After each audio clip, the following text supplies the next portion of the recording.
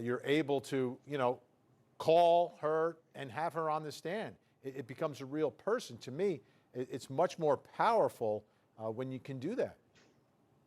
Vinny, it's everything. That's why even in murder cases, some states allow for that spark of life where you can talk about the victim. But especially in domestic violence, it's so critical to have that victim be on the stand and to testify.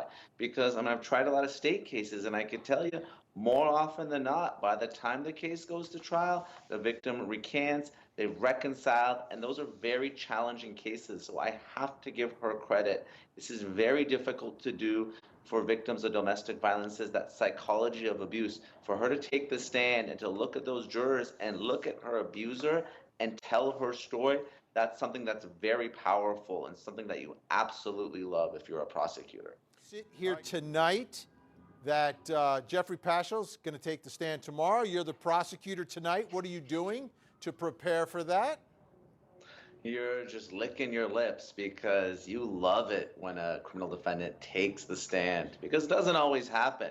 And here's someone that's going to come across as arrogant, good-looking reality star. So you're going to absolutely destroy him. And, I agree with Kirk and Eklund. This is probably set up for something else, or terrible cross-examination, more likely a setup for what Paschal's going to say. And he's going to use the, good old fell into a door defense. Well, we know that's not going to work, but that's what we're going to hear tomorrow. And if I'm the prosecutor in this case, I can't wait for him to get up there and to spew lie after lie. It's also emotional for prospective jurors.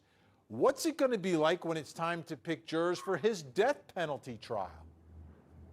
I can't even begin to imagine, Vinny. You're talking about the deadliest school shooting in U.S. history. 17 people were killed, 17 others wounded. Meanwhile, you have your defendant in this case who's there with a coloring book and, coloring Pikachu or Pokemon or something else. The whole thing is just beyond bizarre.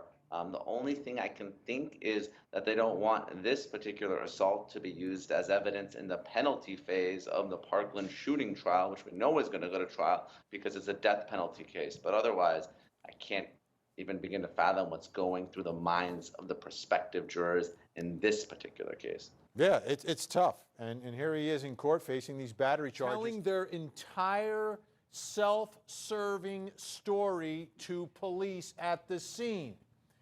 Do you think prosecutors will put those videos into evidence like the prosecutors in the George Zimmerman case did and allow the defendants in a self-defense case to tell their story without ever taking the witness stand, without ever being cross-examined? Vinny, I think that's a mistake. You don't do that if you're a prosecutor. It doesn't help you. You have the whole video of the shooting. So why allow the defendants to tell their story without actually having to take the stand and waive their Fifth Amendment right and tell their story? Then you can cross-examine them on everything and anything. So you don't do it if you're a prosecutor. It's almost always a mistake unless you have some really good admissions there, and you certainly don't have them in this particular case. Well, Yvonne's wrong. There are laws against fake vaccine cards and lots of laws, so it's certainly fraud. Sending them up the river, look, it's a law. It's got to be enforced. It's no different from proof of residency or ability to work in the United States or to drive a vehicle, like Kirk said. Should this guy go to jail? No criminal history? Probably not, but certainly if he takes the offer, maybe a few years of probation, keep his nose clean. But absolutely, this law should be enforced.